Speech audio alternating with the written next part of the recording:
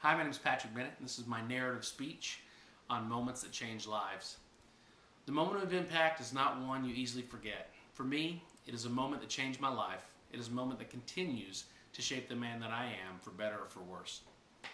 On November 9th, 1984, my brother Philip and I lived in a trailer park in Roanoke, Indiana, with our father, his second wife, and her 3 children. That winter was one of the worst in many years, and the roads and schools were closed from Kentucky to Indiana. And if you know northern cities, you know they don't close schools for flurries.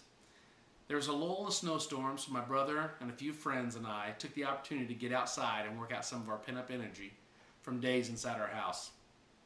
At around 10 a.m., Philip and I waged war with our friends against some boys across the street in the world's largest snowball fight.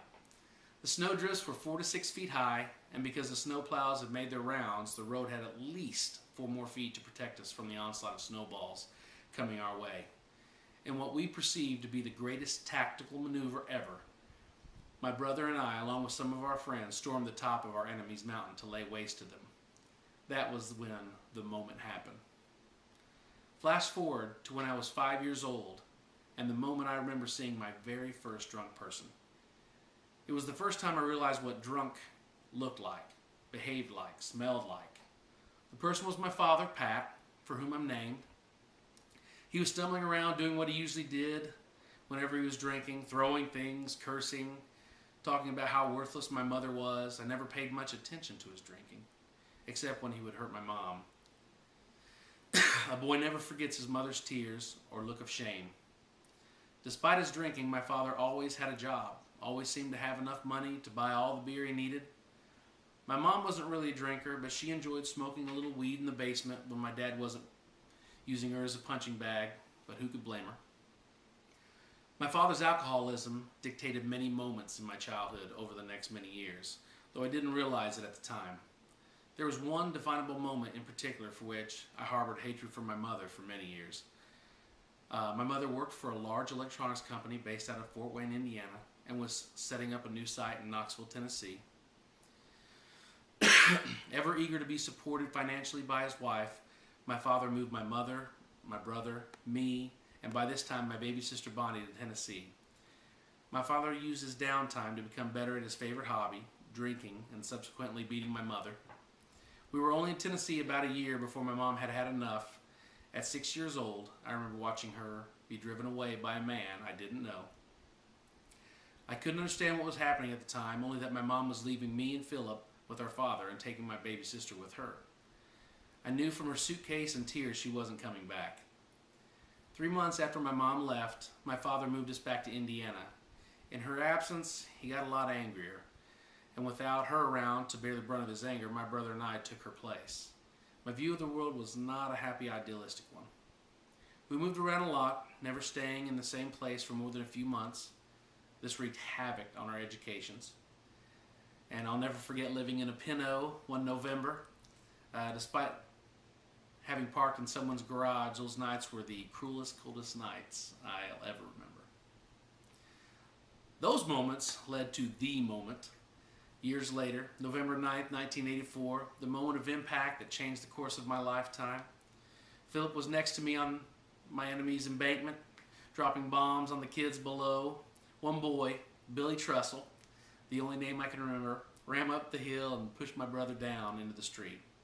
It was a moment of humor to see my brother tumble head over heels, laughing all the way. We were all standing there looking at him laughing when the tenor of the moment shifted and brought with it an unfathomable change.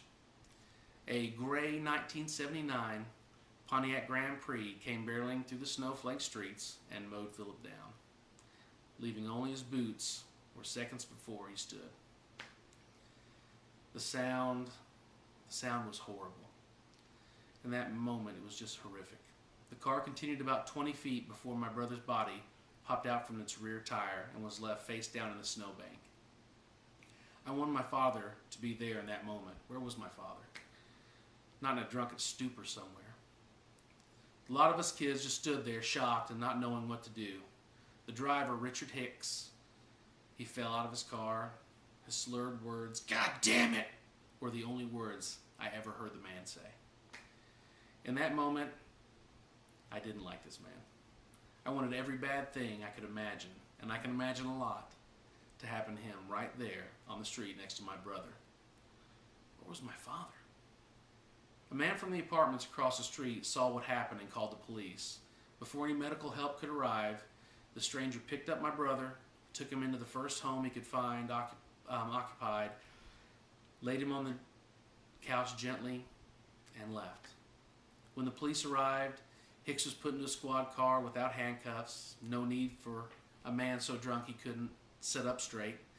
It was more than 30 minutes before the ambulance muddled its way in through the snow-encrusted streets to get to my brother. Where the hell was my father? It's ironic how the worst moment of one's life can lead to a best moment.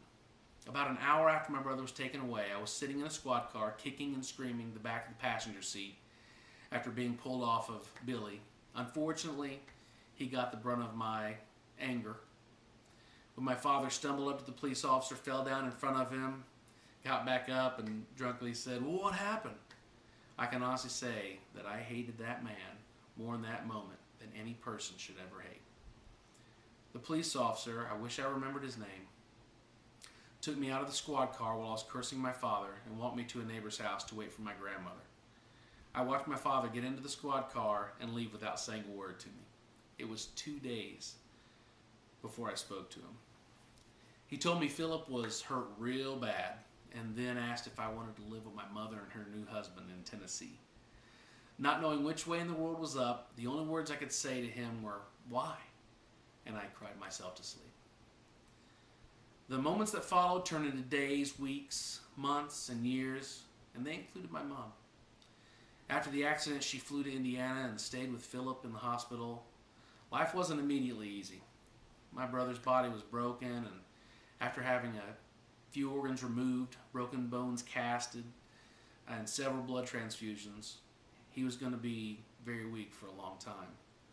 My mother and her husband took Philip and I into their 4-bedroom home, even though they already had my stepfather's 2 daughters from his previous marriage, my sister Bonnie, who is now 7, and a 2-year-old baby girl that they had had together. Over time, a deep love was formed, a home was made, and it's still in Knoxville. Despite finally finding my place in the world, the moments that shaped my childhood had a profound effect on the man that I became. Statistics about drunk drivers, drunken fathers, and broken homes cannot tell the viewpoint of or the damage done to a child growing up in such circumstances. I never wanted to be a father because of the way I felt towards my biological father, Pat, and I was therefore non-committal in my relationships to women. The thought of someone depending on me was terrifying for many years. I am one of the fortunate people who, perhaps because life did eventually work out, grew to have the very things I feared. I am now the husband of an incredible woman and a father of 1 beautiful girl and 3 amazing boys. I won't lie, I cried when I found out I was having my first son. I could not imagine ruining him as I felt my father ruin me. But the key to overcoming fear is to shift perspectives. Rather than being afraid of my family, I found that now I only have a deep-rooted fear of losing my family to something as stupid as alcoholism. The reality is that there are many other Richard Hicks and Pat Bennett's out there, and I can only pray that they never cross paths with my wife and children. As for me, I aim to be an amazing father, to set an example for my daughter as to the man she wants to marry, and for my sons as the husbands and fathers that they want to become. I won't hide my story for them, fearful of the vulnerability of those years of my life. I'll share the moments that shaped me, and they'll never doubt that drinking can and will destroy lives. Thank you very much.